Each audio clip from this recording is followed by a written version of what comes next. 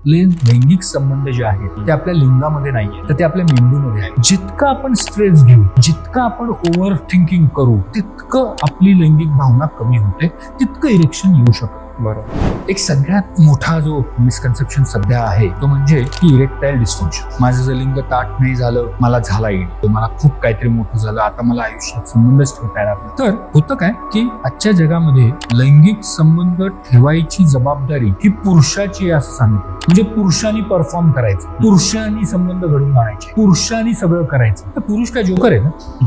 लैंगिक भावना ही स्त्री आणि पुरुषांमध्ये समसमान असते. असं काही नाहीये की फक्त पुरुषांनी करायचं असतं आणि स्त्रीनी फक्त झोपायचं असतं. नाही, ऍब्सोल्युटली नाही. पण होतं काय की पुरुषाला वाटतं मीच सगळं करायचंय, मी माझ्या पार्टनरला सॅटिस्फॅक्शन द्यायचंय, मीच पार्टनरला हे करायचंय, असं नाहीये. आणि त्या प्रेशरमुळे होतं काय की बऱ्याच वेळेला त्याचं स्वतःकडेच लक्ष जात नाही, तो त्याचा फोकस हरवतो. आणि फोकस जर का हरवला तर त्याचं लिंगाचं जे इरेक्शन असतं ते नीट होतं.